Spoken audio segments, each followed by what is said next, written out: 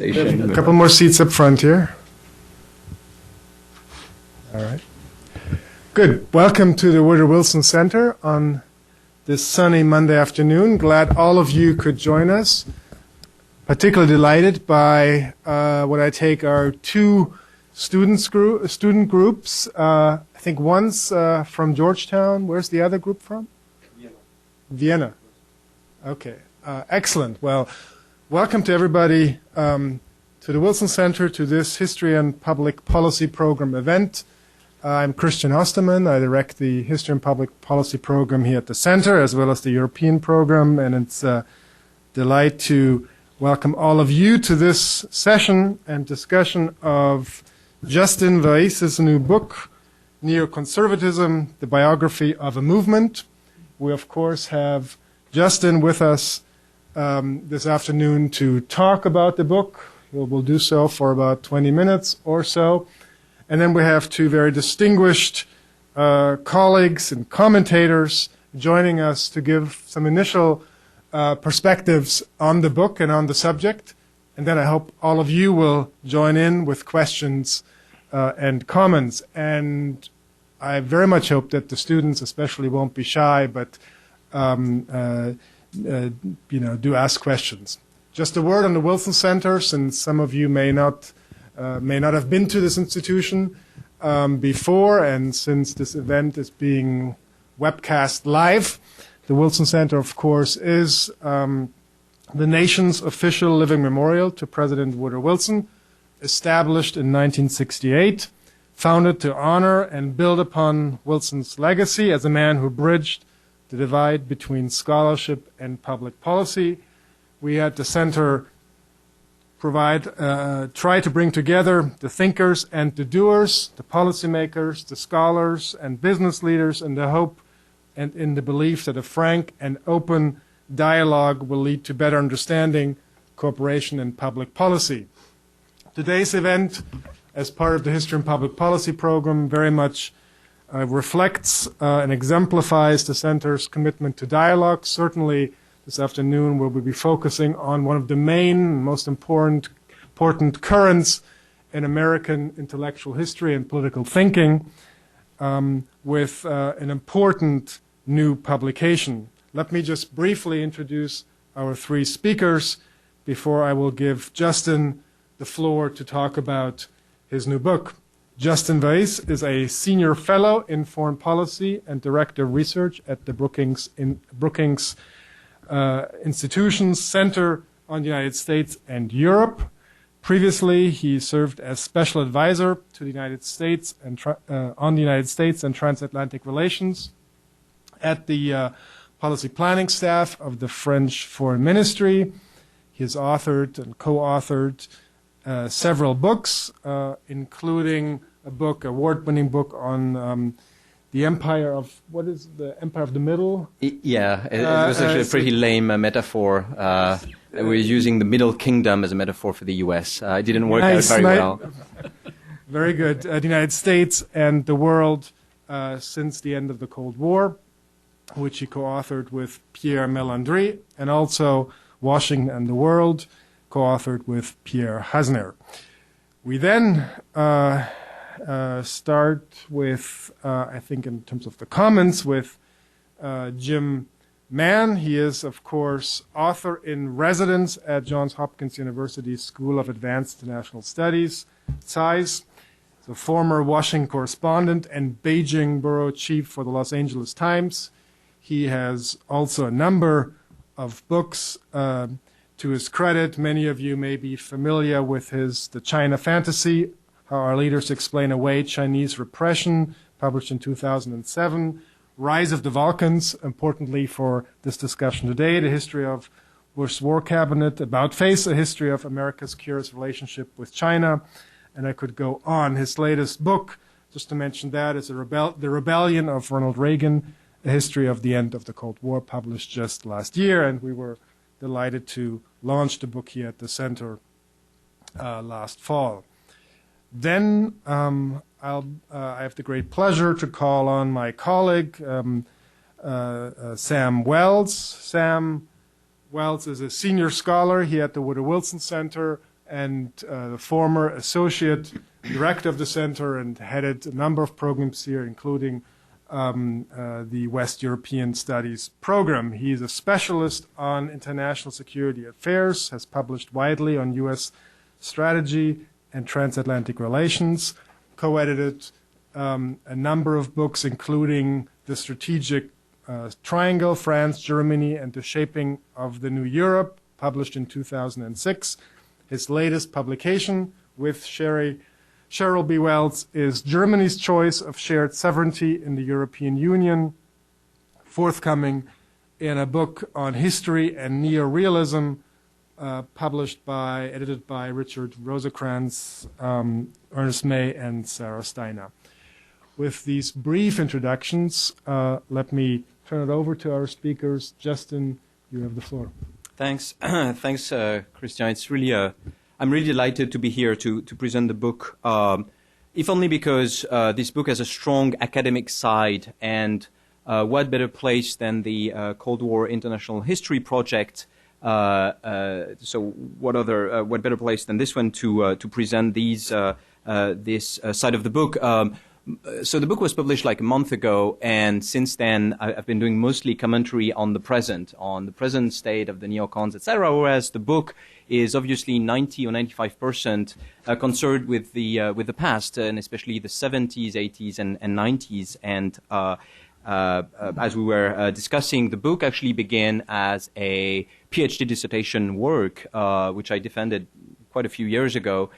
In France, and Sam, I'm delighted that Sam is here because he was on the original jury of that dissertation, and so he has read the long version. This is the short version. In French. What's more, the longer version is at least 3 or 4 times as long as that. So it took me a number of years to reduce the size of the study, and of course a lot of updating. I'm also delighted that Jim Mann agreed to be here. I'm a great admirer of Rise of the Vulcans and other publications, and he was gracious enough to give me a blurb for that book. So I'm really looking forward to that discussion. The reason why I wanted to mention this and the place where we are today is because I do think the book adds to the understanding of American foreign policy during the Cold War. It's really about the sort of the intellectual side of American foreign policy, and it's premised, the book, basically the whole enterprise is premised on a very simple idea, which is that ideas have consequences. The debate in foreign policy in Washington and across the country matters.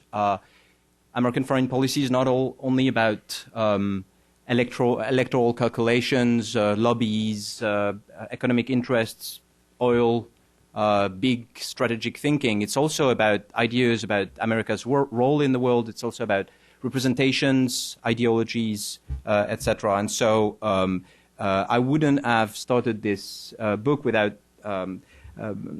sort of having that idea in the background. Now to the label neoconservative, obviously labels are great simplifiers. Obviously, no two neoconservatives think the same on all issues, and indeed many of them disagree on quite a lot. But I would say this would be true of most other labels, whether libertarians, liberals, conservatives, etc. What made the study of neoconservatism more tricky is that the very substance of the movement, and even movement is maybe too much of a coherent reality to account for what it really is. What made that study very tricky is that the very substance of neoconservatism changed so much, was so profoundly transformed since it was born in the mid-1960s. Since the mid-1960s, neoconservatism has shifted from domestic issues to foreign policy issues, from the left to the right, and from basically New York intellectuals to, you could say, Washington-based political operatives. And so the end result is that the current state of neoconservatism is really unrecognizable for those who are looking at the 1960s. So to make sense of this complex history, I suggest in the book to look at neoconservatism not as one continuing school of thought in time, but as a succession of three very different families over time, or what I call the ages of neoconservatism. So the first family were the original neoconservatives. The second family were the Scoop-Jackson Democrats of the 70s and 80s, and the third family, obviously, is the latter-day neocons. And let me just walk you through these different steps of the movement, or through the biography of that movement. The first family really is a child of the 1960s. The neoconservatism at birth is the result of a split in liberalism that occurred when some liberals reacted against what they saw as the leftward turn of other liberals in the course of the 1960s. One point of context is that you have to remember that liberalism at that time, between basically the New Deal and the 1960s, was not really synonymous with the left, with the ambition of far-reaching social change. In the 1950s, for example, it was pretty mainstream sort of consensus doctrine that even many Republicans could identify with and live with, certainly nothing radical. But in the 1960s, some developments shattered that liberal consensus.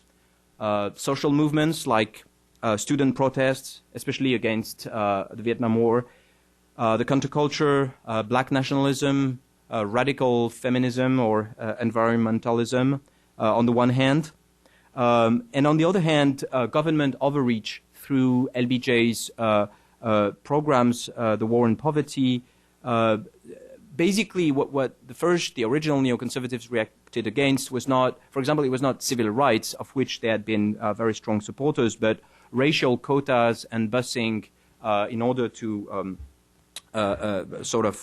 speed the process more than they thought was wise. It was, in their eyes, it was not only about social programs based on insurance and oriented towards the middle class, but about social engineering to bring about equality in a way that seemed to these liberals pretty utopian. And so faced with these developments, a group of liberals dissented from that change in the content of liberalism, stressing the limits of social engineering and pointing out the dangers that the egalitarian dreams of the New Left had created for stability, meritocracy, and democracy. And so these intellectuals coalesced around the Public Interest, which was the magazine which was founded in 1965 by Irving Kristol and Daniel Bell, and with people like Nathan Glazer, Simon Matten-Lipset, James Q. Wilson, or Pete Moynihan. And a few years, they also coalesced around Commentary magazine, whose editor was Norman Podhoretz at that time. So these group of intellectuals, they were still liberals, quite distinct from the conservatives, the true National Review conservatives, if you'd like. They were not against all government intervention, but they pointed the limits of what that intervention could achieve. Still, their opponents tagged them with the label neoconservatives to make the point that they were no longer liberals and that they belonged to the conservative camp, trying to sort of banish them from the confines of liberalism. So that's really the first family. As you see, there's a big distance between these and the current day neocons. And the way to bridge the gap is to study in greater depth. And that's, I think, that story of the original neocons, the neoconservatives, the first family that I've just described is well known. I think what the book brings is a better understanding of the second family, the Scoop-Jackson Democrats, especially through different archives that I was able to access. I think I've brought some new elements to that whole story. So the Scoop-Jackson Democrats, the relationship between the first and second family is sort of easy to understand. The fight against, the reaction against the New Left that happened in the realm of ideas in the 60s and early 70s was transposed into politics when George McGovern won the nomination for the presidential election of 1972 to be the candidate against Richard Nixon, and with him came the growing influence of the New Left on the Democratic Party.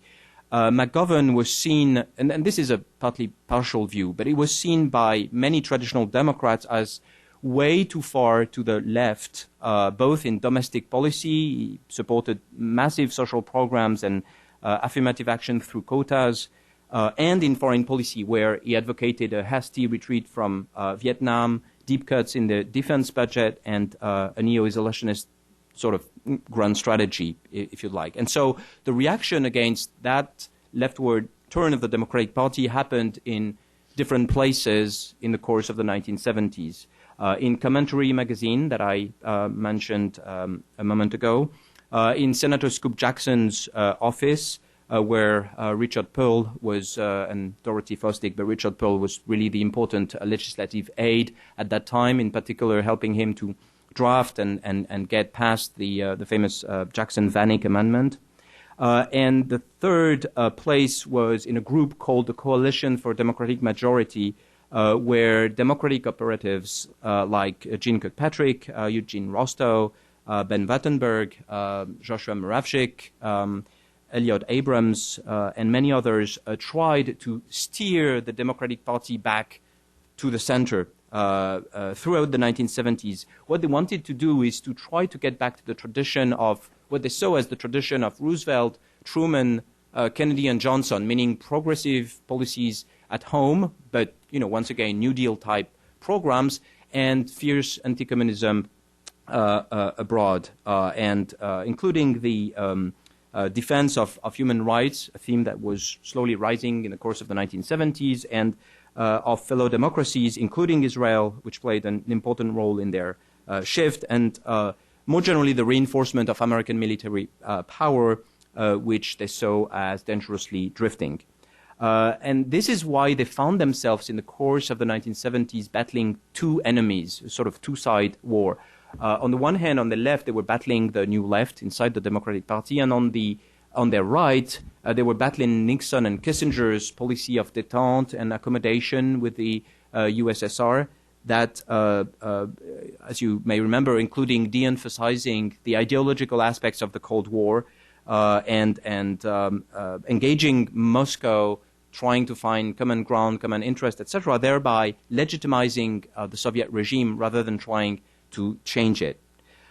So why are the Scoop Jackson also called neoconservatives and not Scoop Jackson Democrats?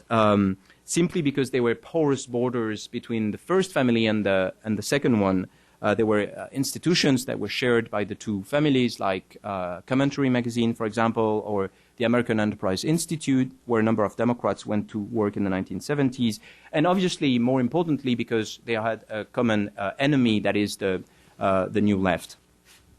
To make a long story short, the Scoop Jackson Democrats failed to recapture the soul of the Democratic Party, which in their view remained way too dovish vis-à-vis the USSR, especially under Jimmy Carter. And so, to make a long story short, they went to work in the Reagan administration. Many of them went to work for Reagan, and they did, as a matter of fact, inspire large parts of his foreign policy, including the Reagan doctrine of support for the so-called freedom fighters in Afghanistan and Central America, in Angola and elsewhere, the creation of the National Endowment for Democracy, which still exists, the rhetoric about the evil empire, and the military buildup, obviously. But, ultimately Reagan distanced himself from this line, especially during his second mandate, not unlike the way George W. Bush distanced himself from his neoconservative advisors 20 years afterwards, after having embraced many of their recommendations in the first mandate. But on the Reagan part, I'll defer to my neighbor on the left. Let me get to the third family, the neocons. In the mid-1990s, basically everybody was writing obituaries of the neoconservative movement. It was being declared dead, especially because the Cold War had been won. But it's really at that precise moment that a third family of neoconservatives appeared, the ones we call the neocons, who coalesced around the Weekly Standard, launched in 1995 by Bill Kristol and Bob Kagan and others, the American Enterprise Institute and the Project for the New American Century, between 1997 and 2006, and figures like Bill Kristol, Bob Kagan, whom I just mentioned, but also Gary Schmidt, Max Boot, Doug Faith, David Frum, and others. So the thing to keep in mind is that the neocons are really the ideological heirs of the Scoop-Jackson Democrats, much more so than the ideological heirs of the first family of the original neoconservatives. But there are still some differences between the Scoop-Jackson Democrats and the current neocons. Well, first, because the newcomers, the younger neocons, were never Democrats or even liberals. They are firmly located within the Republican family. And, if you open the Weekly Standard, for example, there's no big difference on domestic issues between that and what you could read in National Review, for example. It means the fact that they're firmly located in the Republican side means that they somehow have to reconcile their foreign policy stance with with the electoral interests of the Republican Party, and obviously there exist considerable tensions over what to do about foreign policy in the conservative camp and in the Republican Party, especially between these neocons and the libertarians or Tea Party movement activists, etc., over whether the U.S. should go around, bashing guys on the head and intervening in different places, or whether it should have a much more restrained foreign policy. So basically, the question being, what is a conservative foreign policy exactly? Is it the neocon version, or a realist version, or even a sort of neo-isolationist one? The second difference between the second family and the third, the Scoop-Jackson Democrats and the neocons, is that America's relative power in the world has considerably increased since the 1970s and 1980s.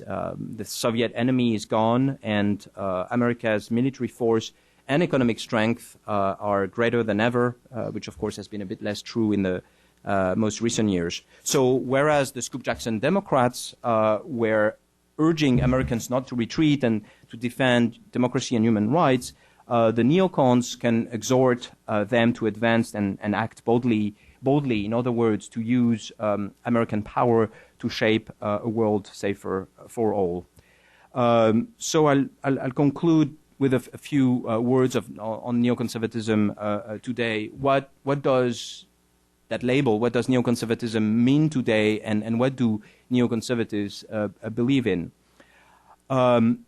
Today, basically, neoconservatism is a school of thought in American foreign policy, and it's no more than that. There is really no more domestic aspects to it.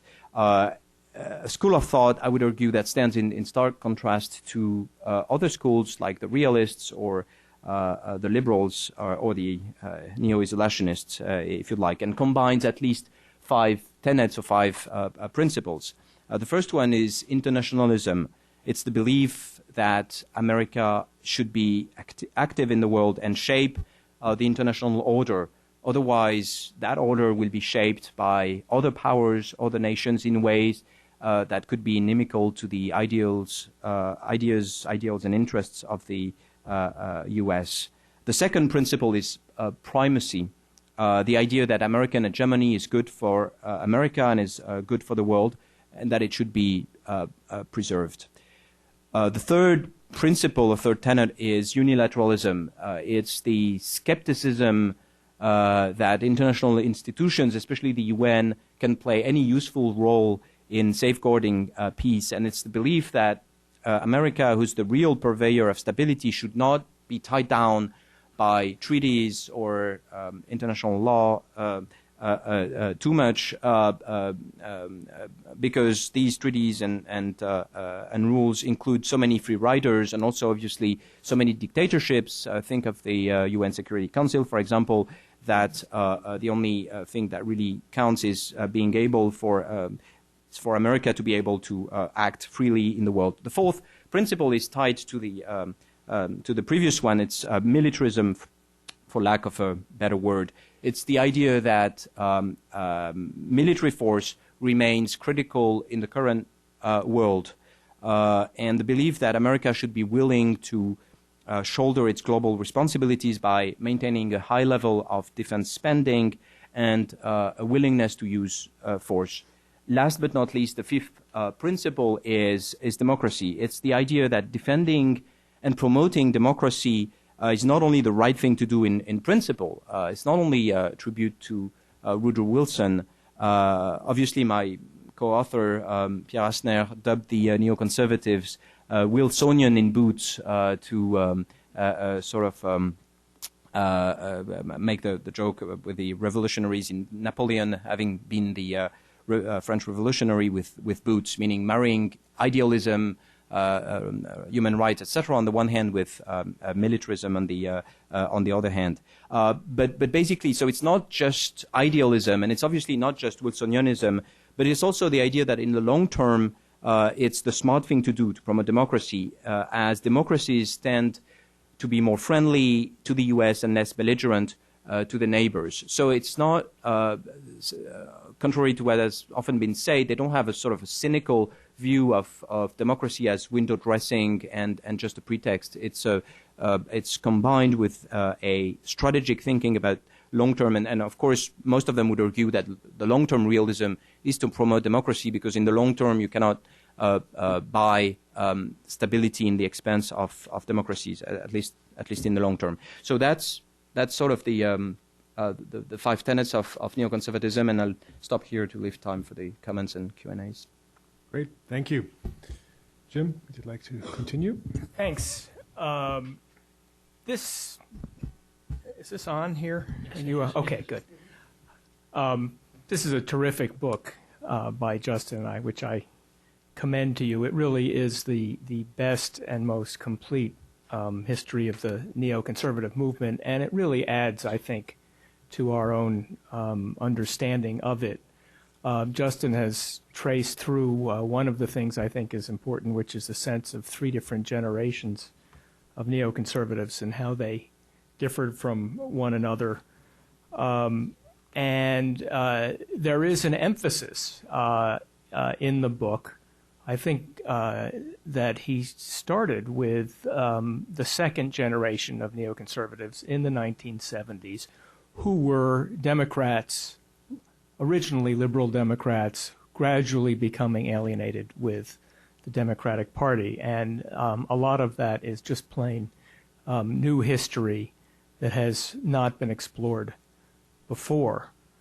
And I would say that his overall approach, one thing that I like about it is that it matches in approach mine, which is that in looking at things like this, you, as a historian, try to understand.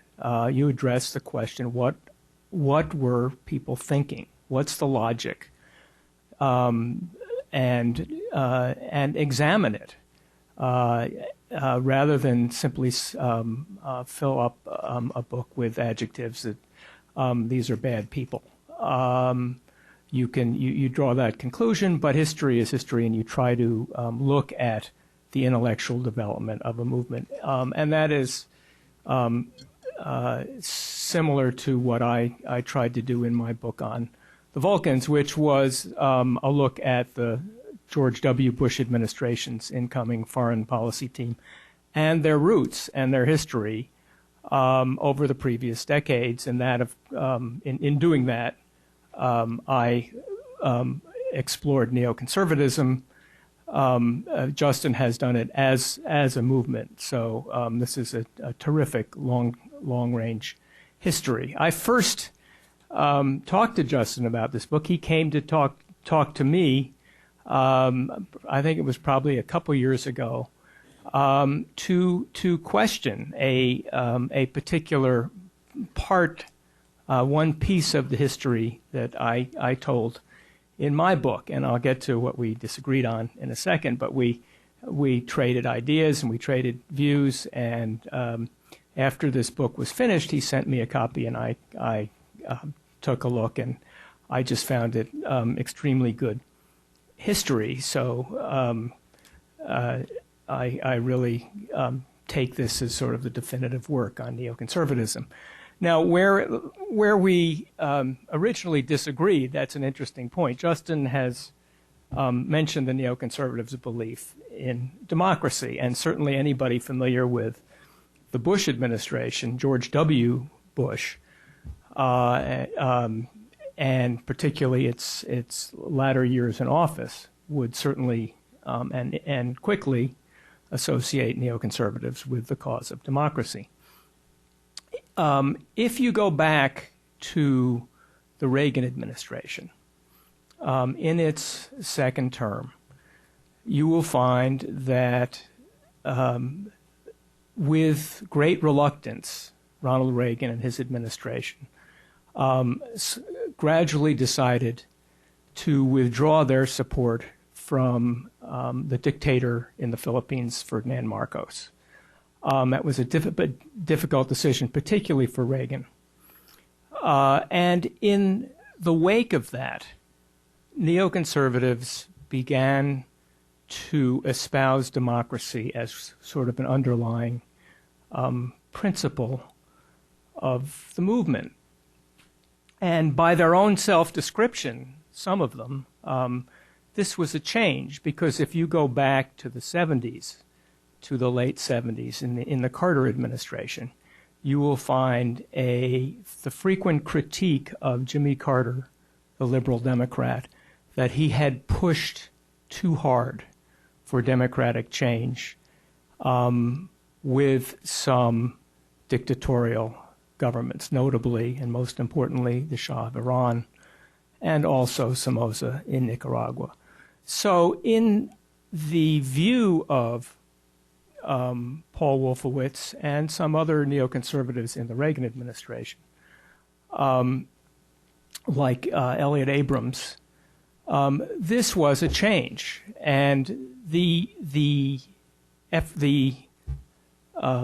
reluctance to push for democracy with dictators in the 70s had been put in theoretical and conceptual terms by another leading neoconservative, Jeane Kirkpatrick, and that the United States was in some way pushing or being unfair to anti-communist dictators or dictatorial regimes like South Korea. So the neoconservatives saw this at the time as a change, and I explored that in my book. What Justin came to point out, and his history certainly describes this part of it, if you go back into the early and mid-'70s, there was certainly an espousal of the ideas of democracy by a leading neoconservative group, Coalition for a Democratic Majority. That is, the Democrats of the 1970s had, in fact, strongly espoused democracy. And so, I come to see this as a democracy as an issue which is on which the movement is inconsistent, and people on all sides of debates in the 70s and 80s are quite inconsistent, because when you look at right-wing regimes that supported the United States, like Iran in the 70s, like the Philippines, South Korea, Somoza's Nicaragua, the neoconservative position was, let's not push too hard for democracy. And then in the late 80s, they came to change. And they changed because, particularly in the Philippines, they came to see that dictatorships could become so corrupt that it could open the way for a communist insurgency. So, and on the other side of the debate, it's true that that liberal Democrats were quite forthright in proposing democratic change for dictatorial regimes, and certainly less assertive in espousing the cause of democracy in Eastern Europe. So I see this as a issue on which no side of the political spectrum could quite overcome the contradictions. Now, let me I want to turn to what I think are two interesting current issues that are raised by this book to give this history some current relevance. One has been mentioned by Justin, but let's take something that seems completely out of the range of what we're talking about. Let's take Obama's health care plan. In the wake of the passage of health care early this year, you found a couple of neoconservatives, Max Boot, for example, writing that that health care, the Obama plan, would weaken American national security. It became one more piece of the attack on Obama, that in some way, by enacting health care, that the Obama administration had somehow compromised America's strength overseas. And I looked at those columns and kind of laughed. Justin's book actually explains that in the 1970s, the neoconservatives, led by certainly Scoop Jackson, Scoop Jackson was a strong proponent of national health care. And he and many of this second generation of neoconservatives were on domestic issues liberal Democrats. So it raises the question, so what happened? What happened to the neoconservative movement between the 70s and 30 years later? Scoop Jackson wasn't completely on his own. Many other neoconservatives agreed with him. Many were Democrats. If you look today at the voter registration rolls, you will find that Jackson's senior aide, now certainly more famous than he is now, Richard Pearl, is a registered Democrat. What happened to make the neoconservatives markedly less liberal, less progressive, hostile to things like health insurance, where they were once supportive? And there are a couple of answers to that, I think. Justin offers one, which is this is just a different generation of neoconservatives, that the current neoconservatives were never Democrats, and that's certainly true. The other is, another is that as time went on, the neoconservatives came to not care about domestic issues so much. And I can tell you as a personal experience, just an anecdote from one of my book interviews. The late Jean Kirkpatrick, before she died, was describing to me how she was one of the first democratic intellectual in the late 70s to switch and endorse Ronald Reagan for president. I guess this was in late 79, early 1980.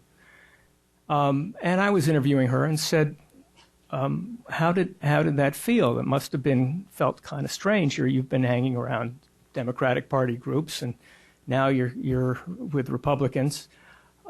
Did you care about Reagan's positions on taxes, for example? What about on social issues? And she was quite honest and straightforward and said, by that time, by the end of the 70s, I just didn't care that much about domestic issues. I stopped caring so much. I was focused so entirely on foreign policy issues. And another explanation is simply that the neoconservatives, once they became part of the Republican Party, simply were spending more time with other conservatives. But it is interesting to look at how the movement has changed on that. The other question is, what's the future of the neoconservatives? And Justin has addressed this in his book, and writes that it's a strong movement which certainly will continue to have a lot of power. And I generally agree with that. I would argue, I would point out a couple of cautions. Neoconservative movement has first of all, has a strong and coherent point of view. Neoconservatives know what they think. Justin has laid out, I think, the core ideas very well. And whereas you can find, for example, in the Democratic Party, a tremendous ambivalence about some of these issues, the neoconservatives certainly know where they're coming from, what they want to do. They have access. They have some prominent writers. They have access to the media. And so there's an awful lot of ways in which I agree with Justin that the movement will keep on going. I would add that there are two things that make me question the enduring power of the neoconservatives. One is within the Republican Party. That is, there is a strong tension, rarely acknowledged in public, between neoconservative thinking and libertarian thinking. That is, you have a strong group of libertarians whose views on certainly things like taxes and government regulation are well known, but who also believe that the United States should not be spending so much money and should not overseas and should not have so many commitments overseas. I think that was certainly the view of Ron Paul in the last presidential campaign. I assume that that's where his son comes out. And I can see in the way that American domestic politics works, I can see that a time, maybe in the next presidential election or the one after that, where within the Republican Party you get 2, 3, or 4 hawk candidates who are hawks dividing the vote, and a libertarian candidate doing extremely well. The Democratic counterpart to that would be the 1976 election, when 3 or 4 liberal Democrats divide the vote and Jimmy Carter in the center won the nomination. So that's problem number one, that sometimes the neoconservatives are much more hawkish than the grassroots of the Republican Party. And if you get to an election where, say, the United States is still spending an awful lot of money and has an awful lot of troops in Afghanistan, I can see that a libertarian wing of the party would do very well. And then related to that, that's the political side. On the policy side, I don't think the neoconservatives have come to grips at all with the question of budgetary restraint and fiscal issues. If you go back to the early days of the George W. Bush administration, before September 11th, much less the Iraq War, you'll find that the neoconservative movement was at odds with George Bush, Dick Cheney, and Donald Rumsfeld, because they wanted, the neoconservatives thought that Bush, Cheney, and Rumsfeld were holding down the defense budget too much. And there were nasty editorials in the Weekly Standard denouncing Rumsfeld and Cheney for failing to stick up for the defense budget. And as recently as this year, you can find where very few people, I think, across the spectrum in the United States would agree. You can find Bill Kristol arguing that the United States is spending not too little money on defense rather than too much. So in a couple of ways, it makes me wonder whether the neoconservatives will find over the coming years that they're increasingly out of step with the Republican Party and with policy debates in this country. And I will leave it there and await the discussion. Thanks. Thank you, Jim. Sam, now, last but not least, my dear colleagues, you have the floor now. Thank you.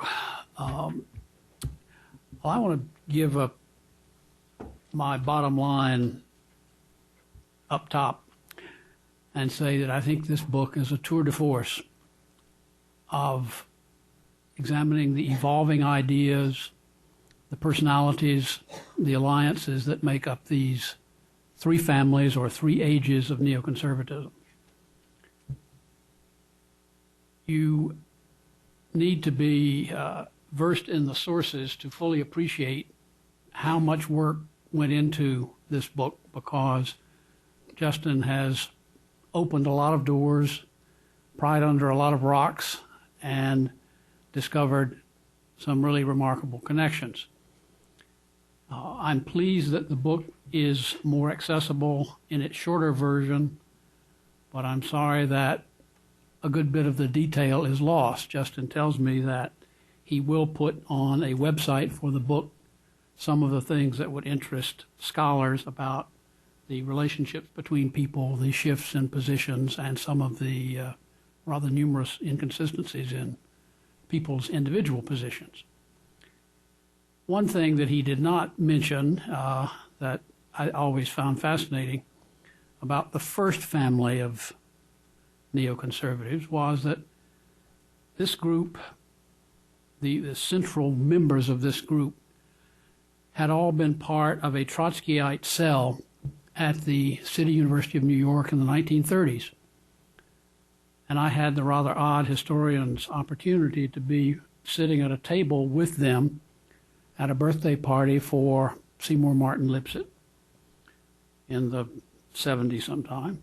And they started calling one another by their code names from this Trotskyite cell and telling stories from City College days. And I knew them all at that time as really leading neoconservatives. Some Republicans, most of them at that particular point, were still Democrats.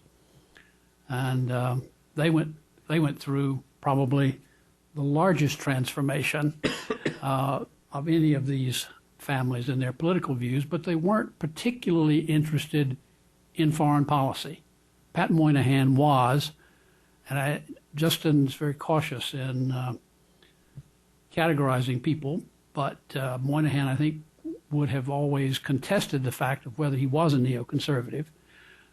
He certainly occupied similar positions with neoconservatives much of the time, but Moynihan was sui generis. He moved around, and he followed where his head took him and his heart sometimes. But he was an unusual person, and a person to whom this center owes a great deal, because he was basically the founding father.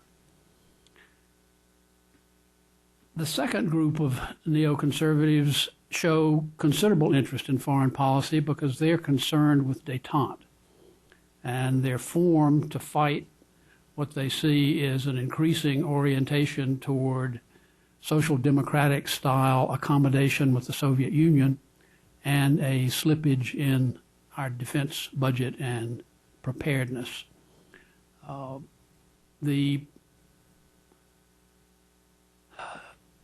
Another point that Justin doesn't mention is that there is a very strong policy running through the positions of the second and third families of neoconservatives of increasing support after the 1967 war for Israel and for whatever policies the State of Israel adopted as it went through its different forms of government, some more hawkish than others. You can get into, and at an earlier session, some did get into a heated discussion about the extent to which support for Israel is an underlying and perhaps even a determining motif in neoconservative policy positions. Yes, I'm sure Justin can get into that if any of you are interested in discussing it. Starting in 1995, when it appeared that neoconservatism was on life support, There was a revival starting with a small and sturdy band who gradually expanded their influence. They were advocates for spreading democracy. They were advocates for using the strength of the sole superpower to remake the world.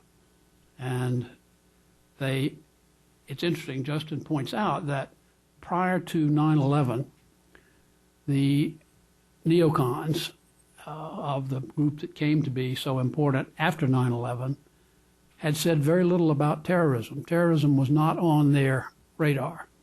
They weren't concerned with it. And this is doubly unusual because battle against terrorism had been a core issue for Israel. But they, after 9/11, pivoted rather quickly and picked up this issue, helped frame the rhetoric and the concepts of the war on terror, and you have lived through much of the rest of that. One of the things that Justin does in a remarkable way, I think, is to keep individuals and a movement in context. This is particularly difficult for recent history in a highly polarized political environment. I think it's particularly challenging for someone who is not a native American citizen to do it. At an earlier session, Justin was compared to de Tocqueville in having the foreigner's advantage in understanding America. I think there's a good bit to that, although I wouldn't want to burden him with that reputation quite yet. He's got a long way to go. Justin shows a great eye for connections and influences as well as for discontinuities and shifting positions. The book has, for those of you who have a chance to look at a copy, a very useful appendix at the end, pages 284 to 287, in which he charts the general agenda position of each of the families of neoconservatism, the key words and policies that they used and pursued, the primary leaders and spokesmen, the publishing outlets, and who they supported by and large in each of the presidential campaigns.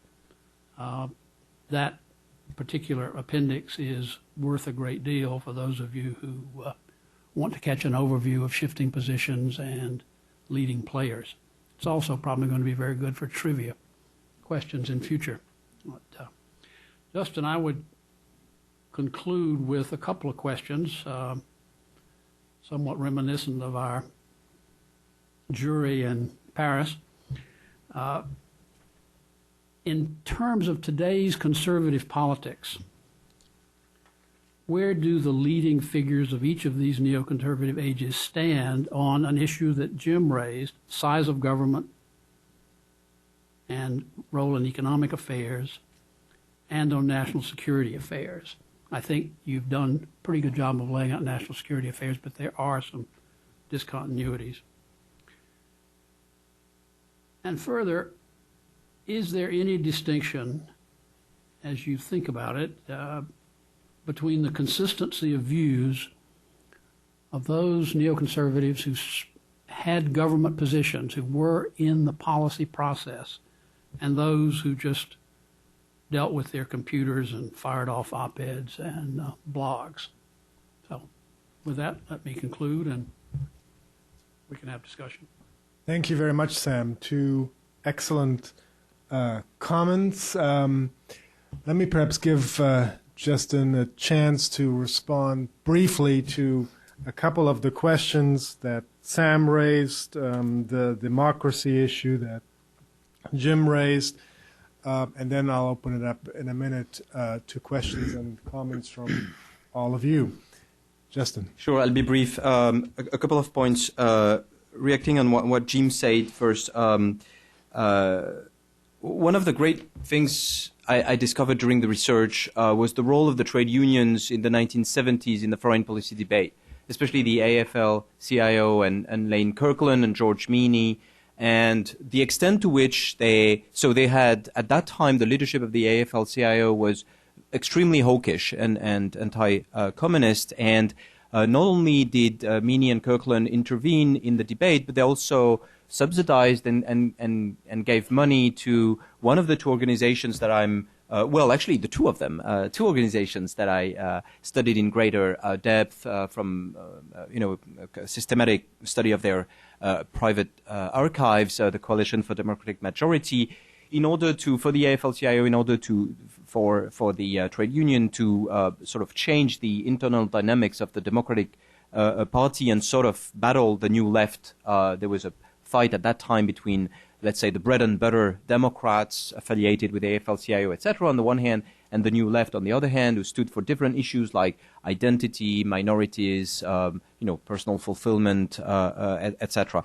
But also, they gave money and were very active in the Committee on the Present Danger, which is the second organization that I studied, and that Sam actually wrote a piece on the original CPD, Committee on the Present Danger, that of the 1950s. The one I'm studying in greater depth is the second one, the one of the 70s, which grew out of the Coalition for Democratic Majority. And in that, the AFL-CIO was pretty active up until 1981. And so the relationship with what Jim said was that in the early 1980s, when Reagan came to power, of course, that consensus, the Committee on the Present Danger was a bipartisan group, which included obviously Democrats and Republicans, more Democrats than Republicans, but and was able to both business and labor or trade unions. And in the early 1980s, of course, the policies, the domestic policies of Reagan, brought that participation of AFL-CIO to the Committee on the Present Danger to a halt. Especially for those of you who remember the air controller strike and the firing by Reagan and all the sort of bad blood between the Reagan administration and trade unions. But beyond the specifics, that's a very, very interesting subject that has not really been studied, and that would make for a great PhD dissertation, or actually several of them, I guess, the intervention of trade unions, not only in trade union issues across the world, but also in the foreign policy debate itself. Another thing about, or maybe I should get, in order to leave time for the debate now, address the two questions that Sam put to me. Where do neocons stand on the question of the size of government relative to national security? Well, I would just repeat the words that Bill Kristol said when we launched the book about a month ago at Brookings, and he said, if you think you can preserve peace and preserve world order with just 4.5% of GDP devoted to defense and foreign affairs, then you're dreaming. And so, yes, we should increase the defense budget by quite a bit. We've been advocating, and indeed, in the archives, starting in the early 70s, you wouldn't find 1 year without Scoop Jackson Democrats or neocons advocating for an increase in the defense budget. And so for them, and that ties in with what Jim mentioned about the healthcare debate, there's no doubt that they think that the size of government should be increased, not decreased, in order to put more resources behind foreign affairs.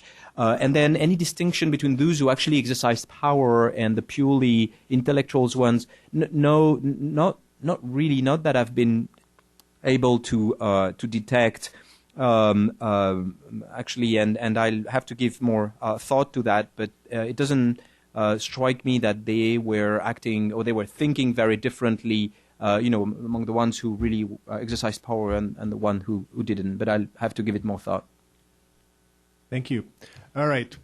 We'll open it up for questions. If you could, in Wilson Center tradition, state your name and affiliation if you like, and we'll try to accommodate as many arms as possible. So we'll start over here on the... I'm looking forward to reading. Could you please wait for the microphone, since we're webcasting live and otherwise you won't be heard. All right. I'm looking forward to reading your book, and Could you state your name? Okay. Jim Dubnan, a retired academic.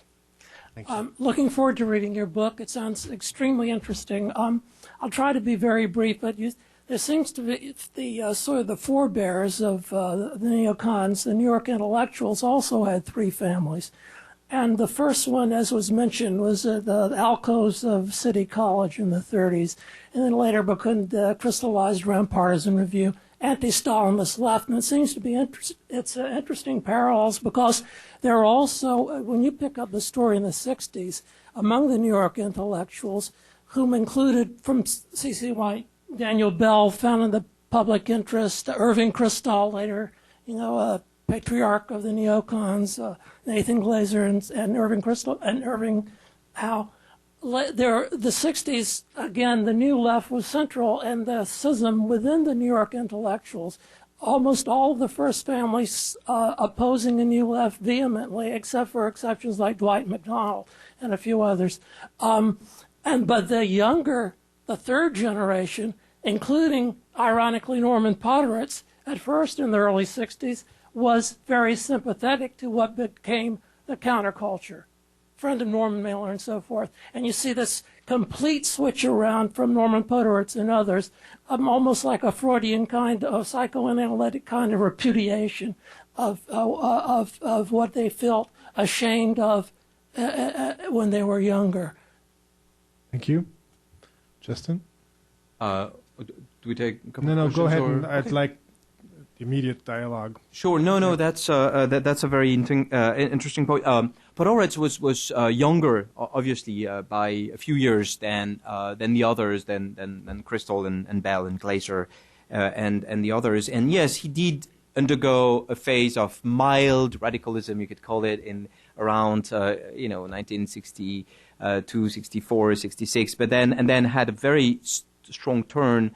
In after 67 and more pointedly after 1970, and this is maybe too sort of fine an analysis of Norman Podhoretz's every move for the rest of the public, but I do think he stands apart precisely because of this phase that he had not been a radical during his youth, but sort of underwent a radical phase in the 1960s, and after all, in Commentary, when finally he was able to become the editor of Commentary, edited and published a number of articles on poverty and a number of thinkers of the New Left. As for the divisions, by definition, New York intellectuals are divisive or are prone to divisions, and without going into the sort of the intricacies of the debate, I would probably just point to sort of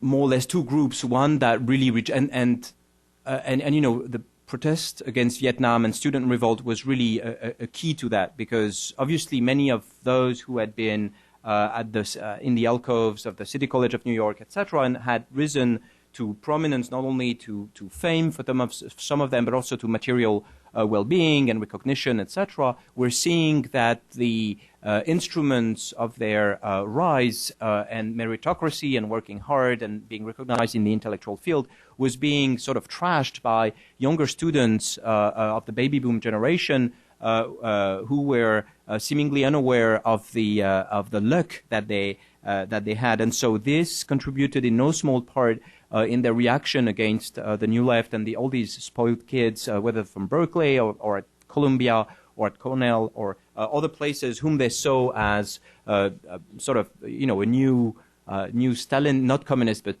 precisely Stalinist danger for them. So basically, two reactions. These ones who turned right.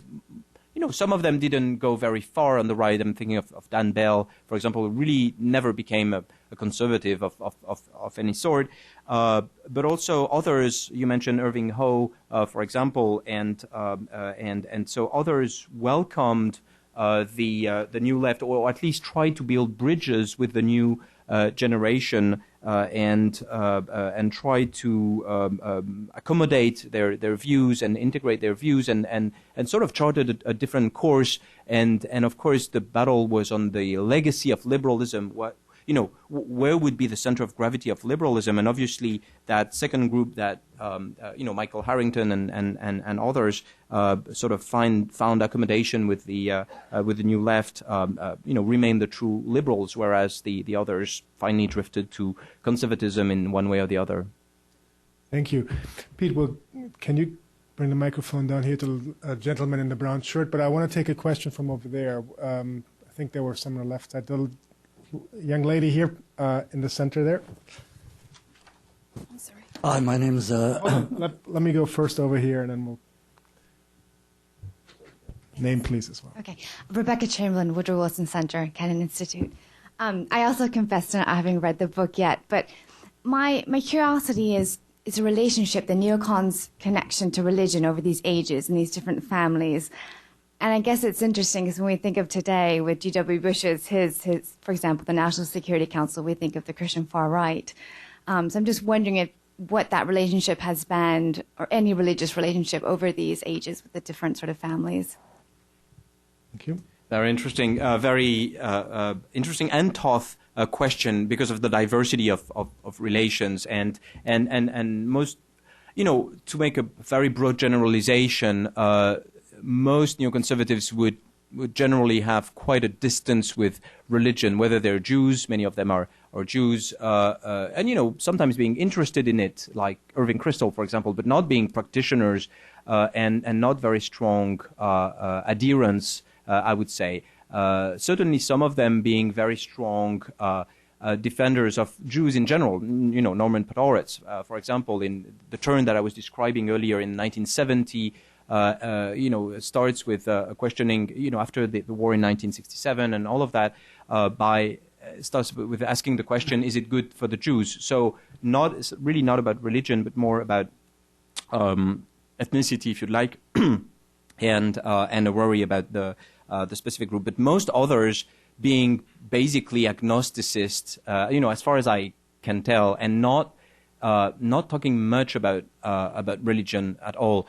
You had a majority of Jews and Catholics among them. Jean Kirkpatrick is a good example. William Bennett and many others. Fewer Protestants, but what unites them, the common point is a great distance with religion, apart from some of those who are more devoted Jews, but they're in a minority. Thank you. Yes. Okay, my name's Dan Lieberman. Two short questions. I heard Bill Kristol at that Brookings meeting. He was asked the question, is neocon still alive? And he said, well, while he's still alive, the neocons are still alive. So first question is, you said the neocons are still going, but where are they going? And the second thing, you talked about the relation between the neocons and Israel, and you provided some questions on that. And it seems that one thing that the neocons do coalesce around is Israel. They all seem to coalesce around Israel. So it leads me to wonder, has Israel co-opted the neocons to favor Israel, or are neocons people who favor Israel who have co-opted policies in favor of Israel? Yeah, still going.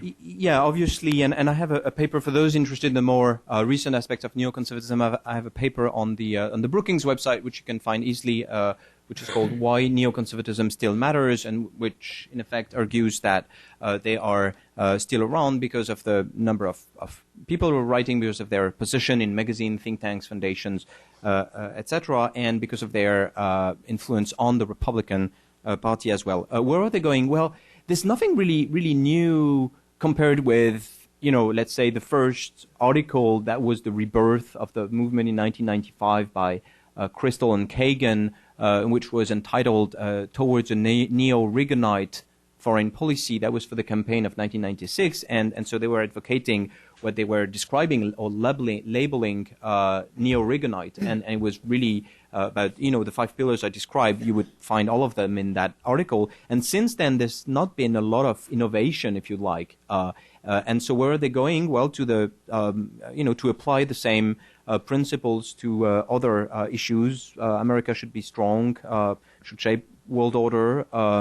It should not be tied down by treaties, etc. So, nothing really new here under the sun. Israel played a role for the evolution of some of them, and I was mentioning 1967, and let me just describe to you because that's another page of history of the Cold War that is really interesting. before June 1967, many Jews in the U.S., most Jews were liberals, still are, as a matter of fact, but they were strongly liberals, and many of them were among the ranks of the New Left, and many of them were very strong opponents of the war in Vietnam. And then after the war in June and the sort of near miss that had happened, and it ended up as a victory for Israel, but not after the real perception of vital threat for Israel. And so after that particular episode and the fact that many in the Third World rallied against Israel and in favor of the Arab nations that Israel was at war with, led many of them to reconsider their position about American power and basically to advocate support for that democracy that had almost been wiped off the map by the Arab nations. And so they found themselves in a situation where on the one hand, they were advocating retreat from Vietnam, and on the other hand, engagement for Israel. And so they were dubbed dogs or hoves, a mix of hoax and doves. And there was in the archives there's that famous quote by LBJ at some point after June 67, where he say, if the rabbis. They want me to. They wouldn't let me send a single screwdriver to Vietnam, but they want me to put the whole Fifth Fleet in the Gulf of Aqaba, and so that sort of illustrates the idea that this war in the 6 Day War was really a sort of a wake-up call that changed the perceptions of many in the Jewish community away from their sort of very staunchly new left and liberal and new politics position towards a reconsideration of what American power could be used for and basically to defend democracies, and not only Israel but others, and defend more generally American interest across the globe. So that played, for some of them, that played a role after 1967. Then there were other episodes, but the bottom line is, as Gary Dorian, who's another author on the subject, wrote very eloquently about 10 years ago on the neoconservative movement, support for Israel is one of the key components for most of them. Of course, it would remain to be seen how different it is from other groups. After all, support for Israel is not the preserve of neoconservatives, and it's widely shared. So, of course, it would be interesting to see how more strongly these would support Israel compared with others. But so it's an essential component. Zionism, if you'd like, is an essential component of neoconservatism, but it's not the key for everything else in the sense that if you take current neoconservatives, let's say, the Foreign Policy Initiative, which has opened a year ago and which is sort of the new PNAC, the new Project for the New American Century, they're not Israel-centered at all. If you take the Project for the New American Century itself between 1997 and 2006, they were not Israel-centered at all. If you take, for example, Robert Kagan, who's probably the most prominent neoconservative thinker, he has devoted very little time to Israel and is not known for making staunchly pro-Israel declarations. So my point is that, yes, Israel fits in at different moments in the movement and is indeed important, but more generally the defense of small allies and other democracies is important in general, and Israel being one of them. And that wouldn't be, defense and support for Israel wouldn't be the key to understanding the rest of the movement, if you'd like. And just recently, a week ago, with the flotilla incident, if you read Max Boot's commentary on that, I don't know if you did, on the on Commentary magazine, on Contentions, which is Commentary magazine blog, he was very restrained. He was striking a very sort of different tone from the let's say unconditional defenders of Israel. So yes, bottom line, yes, it occupies an important role, but it's not the key to everything else. Thank you. Fascinating. Dawn, and then Christina will go down to some of the folks down here. Also in the alcove, there were a couple of hands. Dawn. Thank you. I'm Don Wolfensberger with the Congress Project here at the Wilson Center. I've enjoyed all of your presentations. I want to go back to basics because I, too, have not read the book. But really, there are a number of neoconservatives, or so-called, that do not like the term, have sort of distanced themselves from that. Sam mentioned Pat Moynihan. I believe Robert Kagan claims doesn't consider himself a neoconservative. I think one of the last interviews with Irving Kristol, he said he didn't like being called a neoconservative and so on. I'm just wondering, who coined the term neoconservative? If you look at the origins, it's obviously from people that turned against Trotskyism and were disillusioned by the Soviet Union and Stalinism and so on. There is an anti-authoritarian strain that runs throughout these three families, whether you're talking about social engineering by the government trying to remake society, or whether you're talking about foreign threats from authoritarian regimes or whatever. To me, they could just as easily have been called neoliberals or classical liberals or whatever, as opposed to neoconservative. But who coined this term, and how did it stick? Yeah, very interesting question. There are a couple of, I did some in-depth research about this because I can give you two answers, the conventional wisdom and the legend, or the true answer. I'll start with the conventional wisdom, which is that Michael Harrington coined the terms in 1972 and 72-73, and it was supposed to be in common use, in his in the circles that he was associated with at the time, and supposedly to, as I mentioned in my earlier presentation, to sort of banish these new intellectuals from the ranks of liberalism. Actually, if you look back in time, several people used the term before that, including Robert Bartley, who was the editor of the Wall Street Journal opinion pages as early as 1970, to talk about Norman Podhoretz, Irving Kristol, and others, saying that he was looking for, that was a group that existed and stood for something, but that they lacked a good label. And so he was, should they be called neo-Whigs or neoconservatives is one of the suggestions that he makes. And Norman Podhoretz, claimed that he used himself 10 years before, in 1962, that he used himself the term.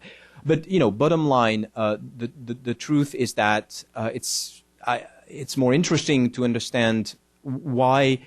The second part of your question: why did it stick? And obviously it stick only during the course of the 1970s, when a number of number of articles in the Washington Post, in Time magazine, and others used the term. And it really didn't become of larger use before 1979, probably, when Peter Steinfeld wrote his book about the neoconservatives, the men who are changing America, or something like that. Always applied to the same group. But obviously then it stuck and remained for the 1980s.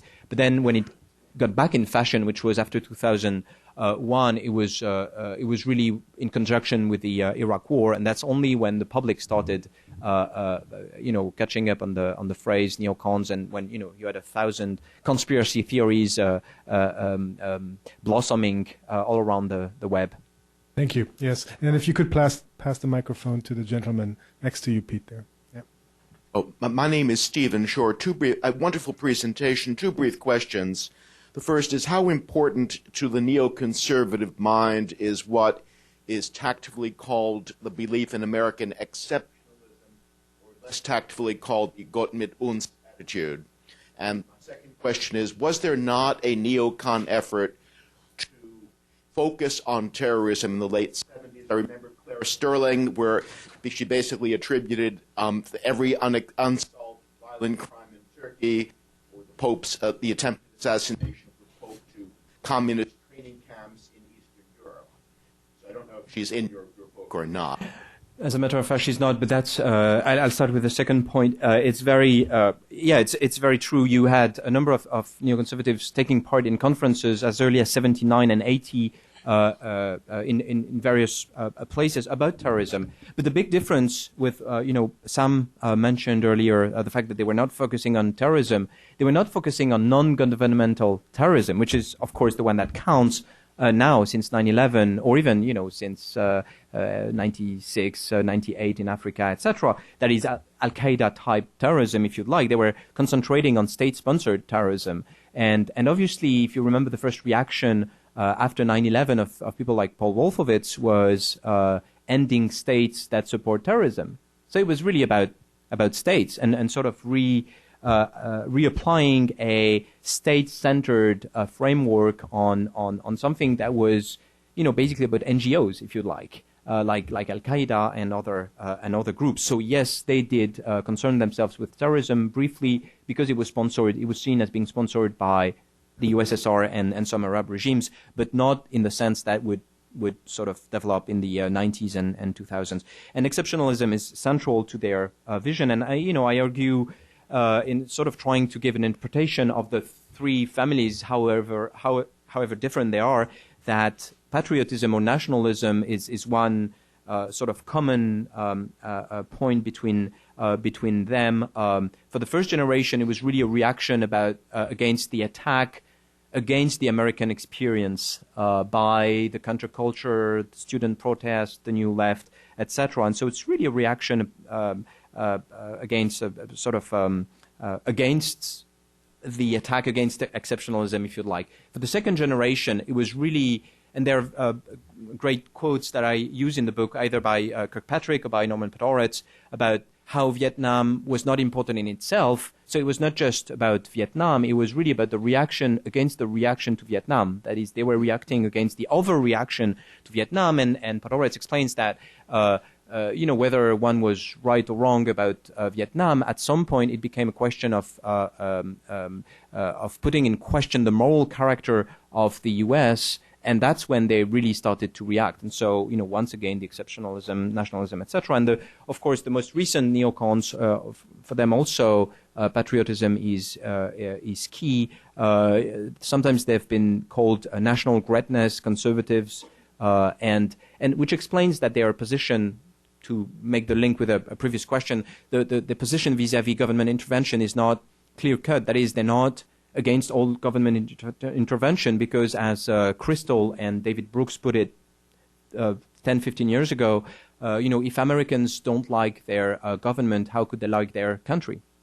So here there's a sort of the soft spot of neoconservatives in their relationship with the larger conservative movement, where you can dissociate government and love, patriotism, etc. But at some point, you have to have a government in order to stand and represent that country, and neoconservatives are very much in favor of that, even if it means extending the size of government.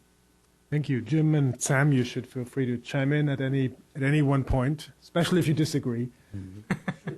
No, I don't. I would draw the question was about American exceptionalism, and there is a shade of difference between what I think has been core neoconservative thought, which is that America is a force for good in the world. The earliest generations of neoconservatives were reacting against the Vietnam War protests, that America is overall a force for good. There is a shade of difference between that and exceptionalism, which is that the United States has a divine mission, is unique and different from other countries in its very nature and in its foreign policy. And I don't know. I will leave to Justin whether that was there at the beginning. I tend to link that to Reagan more than to the 60s, 70s neoconservatives. And now it's taken, from Reagan on, it's taken on a life of its own, so that you can actually find quotes from Sarah Palin saying, "I believe in American exceptionalism," or Barack Obama is wrong for not believing in American exceptionalism as she interprets it. So it's become something that's formally embraced. I would ask whether you think the idea of divine mission, which goes back to John Winthrop, but whether that was there in the 60s and 70s. Why don't we take another question over here, if you could please state your name, too. Alan Kraut. I teach history at American University here in town. It's a two-part question. One is about the philosophic underpinnings of the movement. Aside from the anti-Stalinists in the alcove of the City University, my alma mater, there was, after all, other ideas afoot. The ideas of Leo Strauss, to an extent Milton Friedman. And I'm wondering to what extent those remain important to neoconservatives? In other words, is there a body of philosophic, historic thought that remains important? So that's part one. Part two is, if the day should come when there was peace in the Middle East and the United States withdrew from Afghanistan,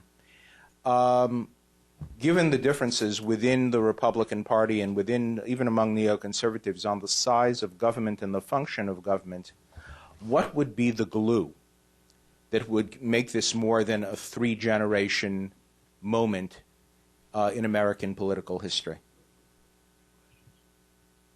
Yeah, these are great questions, and I hope the other panelists will address them. As for Leo Strauss, I take a somewhat probably exaggerated view that Leo Strauss matters almost not at all. That is, I really start from an historian working in the archives and trying to make sense of what decisions, and which is the $1,000 question of political scientists and historians alike. That is to say, how can you trace the influence of ideas on actual decisions through networks of people who knew each other, developed same thinking, and when they come to government, in balance with many other sources of policy making, how ideas can find themselves. Can have an actual impact, and so more generally, how much of Leo Strauss counted in forging the minds, I would say, of neoconservatives. If we just leave aside even the impact on the policy process, and the answer to both questions is quite the influence was quite small. A few neoconservatives are Straussians. Not all of them, definitely not all of them. Paul Wolfowitz, for example, went to Chicago to study with Leo Strauss, but ended up being influenced much more by Albert Hofstadter rather than Leo Strauss, and was not that interested in Strauss. And so you have a convergence of some sorts between some of Strauss's ideas and that of the neocons, but it's very, very, very, very small sort of overlap. I'll just end up my answer to this question by quoting Kagan. He explains that his view, Robert Kagan, were shaped by those of his father, and an historian like him, I can relate to that, who was arguing endlessly with Alan Bloom at Cornell, where he was a professor on Strauss's interpretation of the Republic by Plato, and basically, the Kagan father and son deem Strauss to be fundamentally wrong because he's historical. That is, he believes that there are discussion between the great minds, the great philosophical minds across time. And of course, that's completely against the basic instincts of historians who think that the thinking is done in specific context. And so he explains, and I want to quote him on that. Kagan explains, "I just want to make clear that I'm not a Straussian. Not that there's anything wrong with that. Some of my closest friends are Straussians, and I've long admired the works of Alan Bloom, Harry Jaffa, Harvey Mansfield, and Thomas Pangel. Though not, I must say, Leo Strauss himself, since I never understood a word of the political philosopher wrote. I mean, not a single word." And so That sounds a lot like Don Kagan. So for this reason and others, I've devoted very little, and you'll see in the index, I think there are two occurrences of Leo Strauss, because I think it really doesn't explain much. The second question, and maybe I'll leave my co-author, is a very good one to which I would have to give more thought. But to what extent can you consider that, that you could still use the same label for people as different as Nathan Glazer and Doug Feith, for example, not to demean any of them, but there are strong differences that you could make the point that neoconservatism doesn't exist, just a label, and it's maybe unfortunate that the same one was applied to so different people. Jim, Sam, on this issue. Otherwise, let's go to this gentleman, and then let's take a couple of questions there. Go ahead, please. Okay, I'm Norman Birnbaum from Georgetown University. And I have a little bit of difficulty in even asking a question, since I wrote for Commentary and was an editor of Partisan Review and knew all these people. My father was even the dean at Benjamin Franklin High School, who urged Pat Moynihan not to go to the docks, but to go to City College. When Norman Podhoretz wrote about this whole being a matter of family in his famous book, Making It, I belong to the family. But I think that there is first of all, Justin, congratulations. You've provided Gaullist revenge for all those American books mapping the Parisian intellectuals by turning the tables on us in a way that is definitive. Secondly, I think it is possible probably to write several histories of the neoconservatives, to go back even further, let's say, to the post-war discussions, to the famous Symposium and Partisan Review in '53, My Country and My Culture, in which American exceptionalism was indeed espoused. But one train does seem to me, or one chain of causation, at least for the New Yorkers, and I think for some others too, is important, namely social mobility. If you want to put it crudely, it's hard to imagine now that in 1945, when that generation came back from the war, nobody could have possibly imagined that the presidents of Harvard, Yale, Princeton, Williams, Amherst would one day be Jewish. In fact, there were very, very few Jewish professors at these places, and also extremely few Catholics who suffered, particularly in Brahmin New England, more than a certain amount of discrimination. And so that to some extent, the realization that America had opened up after the war was terribly important to these people and made Trotskyism seem like even more of an aberration than it might seem to normal perception. And this, I think, came to some extent to their consciousness, not alone with the struggle over the Vietnam War, but with an episode that's little thought of, the New York City school strike of 1967, which opposed the Jewish-led teachers' union to local community boards who were Latino and black. I'm sure you've got it. I haven't. Ocean Hill, yes. But I think it played a terribly important role, at least for Podhoretz. By the way, about religion, Podhoretz went to Columbia, not to City College, and parallel to that, he took studies at Jewish Theological Seminary for quite a long time, and was quite versed in the Old Testament. But I do think that this sense of an opportunity society, so to speak, with themselves, of course, seizing the opportunities and making themselves major figures in the public eye, was terribly important psychologically and culturally for these people. Was certainly also true for people like for Pat Moynihan. Mm-hmm. Yeah, no, I would agree with that. Since you provoked me on my Frenchness, I would mention an anecdote that happened to me just this morning. Harvard University Press has contracted with a firm that has committed to booking me on 20 radio shows across the country. And so what I discovered, I sort of knew it, but I discovered that that radios in the U.S. is extraordinarily polarized politically. And so I'm either with talk show hosts that are staunch conservatives or staunchly liberals. And so this morning it was a show in Texas, and the guy was very, very conservative. And so at one point in the discussion, he alluded to the fact that I was French and asked me if I was here legally. And so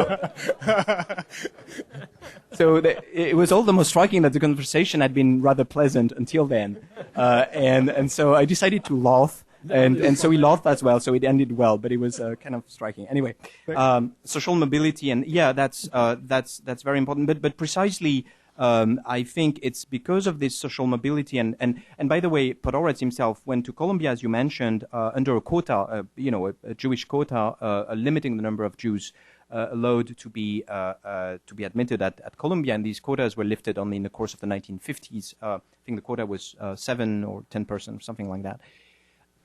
So yes, social mobility was and that's why they cannot become complete conservatives, and this is why they cannot be fully National Review conservatives. And also another reason is Irving Kristol explains that the experience of his youth when he saw all the idol factories during the New Deal, and the idea that government shouldn't do anything and should let private business take care of everything was of course something that didn't appeal to him. Anyway. It's true that, interestingly, Jews and Catholic make up a large part of the neocons, and they are precisely the ones who were, and also people from the, not the Northeists, but sometimes from, people like Jane Kirkpatrick from Oklahoma and the South and the Southwest and various places like that. So not people from the establishment, but people who sort of had conquered the establishment, and we're seeing WASPs, young students reject the very tools that had helped them succeed, and so had definitely mixed feelings about this. All right, we have a number of people who'd like to ask questions, and time is running out fast. So, if you actually, the gentleman right behind, and we'll take a few questions at the same at one time now, just to make progress here a little bit. Thank you. Yep. My name is Miguel Benito. No particular affiliation. Congratulations for the presentations; they're very interesting, and I'm quite excited to read the book. The question is about the future of the movement. We were talking about the movement in the United States, but have you seen the influence of the neoconservative ideas and movement outside the States? Because in some other countries there are a strong neoconservative thinkers, and they are organizing themselves and starting to get some influence in the political context. So, have you seen some of that? Great question. Thank you, gentlemen. Two sits down. Yep. Norman Fulton with Metro State College of Denver. You stated a little bit about neoconservatives being passionate about defense spending. I was wondering if that includes defense spending domestic as well as international, and maybe you could speak a little bit about what a neoconservative position might be on the current situation in Iraq and Afghanistan. All right, the gentleman right next to you in the black shirt. Tyler Henson, Metro State College of Denver. I'm with him. My question also has to deal with the foreign policy of if there's any factions created in the neocons with use of privatized military forces overseas. Great. Then we'll go all the way to the back. No, the gentleman behind you in the last row. Thank you. Hello, my name is Mason. I just wanted to push you a bit on the question of Leo Strauss and Mr. Kristol. If you look throughout most of Irving Kristol's writings, he seems to adopt Strauss's crisis of modernity, almost concept for concept. If you look at Strauss's entire history of Western political thought, the idea that there was a rupture with the advent of Hobbes and Machiavelli and Spinoza. If you read Kristol's accounts, when he goes back any further than 1960, it seems to be strikingly Straussian. And also his son, William Kristol, if we think about the third family, he was influenced by Harvey Mansfield, who was his supervisor over at Harvard, who was an avowed Straussian. Right. And I was wondering if in general the neocon critique of liberalism as a kind of decadent philosophical body is not in some way related to Strauss's critique of liberalism as potentially corrupted by virtue of positivism and historicism. And you see these two ideas also manifesting in a lot of the other neocon writers. This fear and reluctance of scientific thought influencing what was once this pristine political philosophy that the West was preoccupied with. And so I was wondering if you could address those issues. Thank you, and we'll go to the gentleman. Yes, go ahead. Thank you. Jim Lowen, I wrote a book called Lies My Teacher Told Me, among other things. I have the Republican Party into which these folks are moving, meanwhile, has gone through a transformation on race, from being the party of Wendell Willkie and for that matter, Everett Dirksen, to, of course, the party of Strom Thurmond and these two Paul folks. And I wonder if you wanted to talk about the racial views of the neoconservatives and how they changed and how they fit in with the Republicans. All right. 5 questions, 5 minutes just. Then we'll have a little more time for more questions. Go ahead. Sure. No, I'll do my best. Yeah, the question of neoconservatism outside U.S. borders is a fascinating one. But basically, my first reaction is the particular circumstances that created the neoconservative movement, and in its different phases, have not really been found in exactly the same way elsewhere. Just to take, as just by chance, France as an example. In the 1970s, you had a reaction against Mai 68 and the student revolt, etc., with the new philosophers, with Glucksmann, Bernard-Henri Lévy, and others. And yeah, obviously, you could trace Alain Finkielkraut. You could trace a sort of echo of what had happened in the U.S., but it's really no more than an echo. Then, maybe another way to look at it would be more recently, in terms of foreign policy, the idea that you should, that the West should be forceful and defend democracy, etc., that you would find with people like José María Aznar in Spain and others. Yeah, you could use the word neocons, or in Great Britain you would find a couple of them, but it doesn't. You really have to be American to sort of be a neocon, and I think that in other countries it can only be used metaphorically, if you'd like, and it's oftentimes used pejoratively for describing people you disagree with and you think are too hawkish. But I don't see any depth of other neoconservative movement on spending and how Iraq and Afghanistan are going. One great thing about neoconservatives is that they write everything they think, and far from being Straussian in the sense that they would, hide what they are thinking, because the layman cannot understand, and speaking by signs, etc. They really it's an open book, or an open review, and an open commentary, Weekly Standard, the Wall Street Journal, the some pages of the New Republic, and elsewhere, and so it's very easy to see what they think about Iraq and Afghanistan. But basically, on Iraq, they think that that the surge has been going well, that some of prominent neoconservatives, for example, Frederick Kagan from the American Enterprise Institute, was one of the forces behind the idea of the surge, and he's Robert Kagan's brother, and so things are going better on this side, even though some of them. You remember that session, like Georges Moravcsik made their mea culpa. Yes, Iraq didn't turn out the way we had envisaged, but first, it was not entirely our fault, because Don Rumsfeld didn't put enough troops, and second, we had forcefully advocated putting more troops, and third, we made a mistake, and he was pretty straightforward about this. On privatized military forces, no specific thinking, but these guys tend to be pretty patriotic and to sort of insist on the also the sort of civic virtues of a sort of national greatness foreign policy, and so this doesn't always square well with the ideas that others have about private military forces.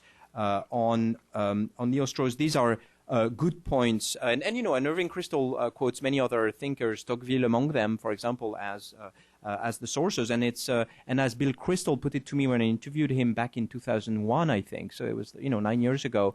There are ideas that are congruent or that are an echo of Strauss, but there's not necessarily a direct link, and certainly his work on the separation of powers at the end of the 70s with Harvey Mansfield at Harvard didn't really, he said so himself, didn't really have any kind of impact on his thinking. And on race, the interesting thing is that you have at least 4 or 5 future neoconservatives that I was able to detect that took part in the march of August 1963, the March on Washington by Martin Luther King, whether they were very young, like Georges Moravcsik, for example, who had helped put leaflets in envelopes and helped the organization. Also, what was his name again? Moravcsik, close associate. His name escaped.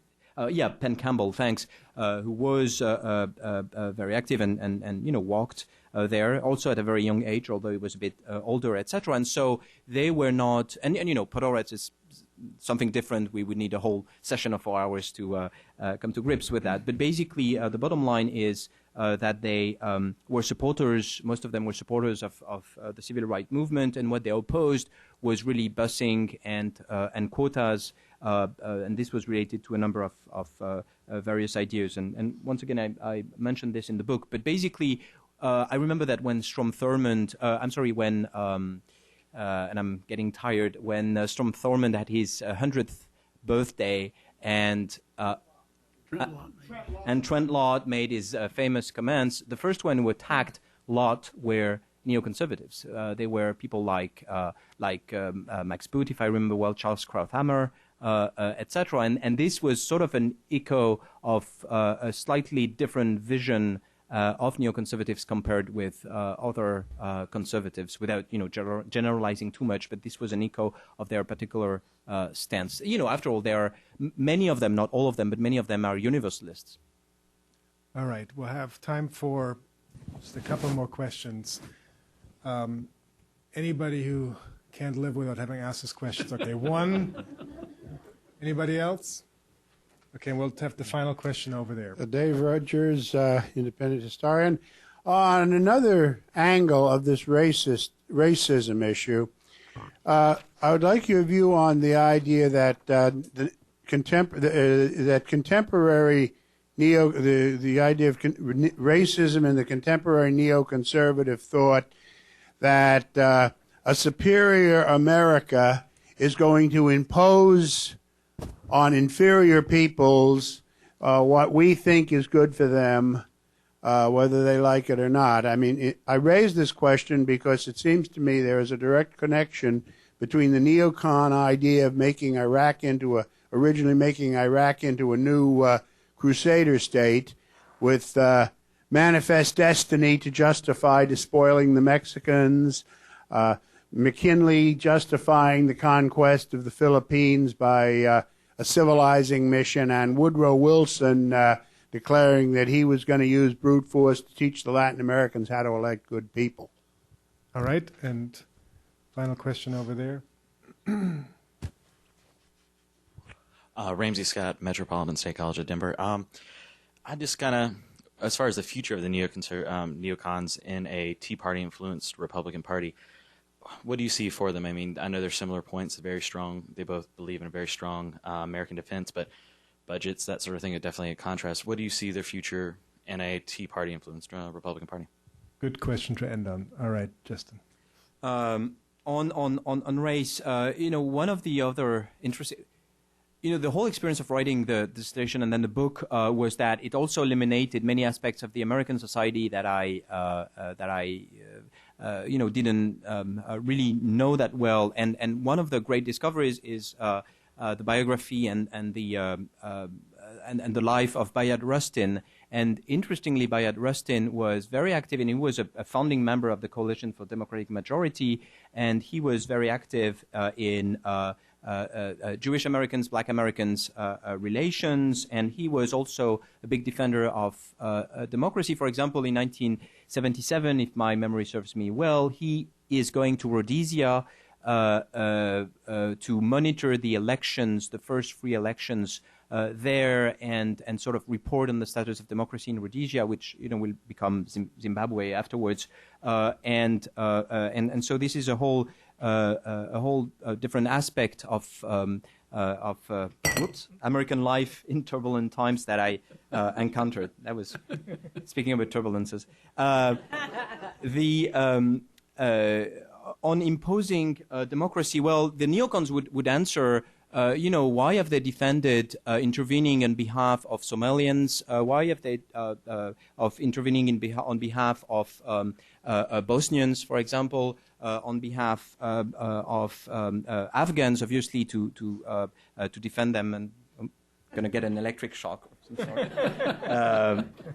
And so they would argue that that precisely against the conservative view, the culturalist conservative view that democracy is only for basically for Western people or white people, etc. They have the belief that democracy is for everybody, and that it's one of the comparisons that I'm drawing between their universalism and that of the, some of the French revolutionaries, some of the Jacobins, mixing militarism and idealism and sort of spreading les droits de l'homme and the message of the French Revolution by force. Sorry about that. What if my notes didn't drone?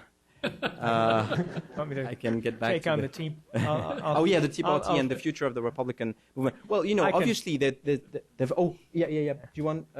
I'll relieve you on just for 30 seconds on the neoconservatives and the Tea Party. There was, I think, tremendous ambivalence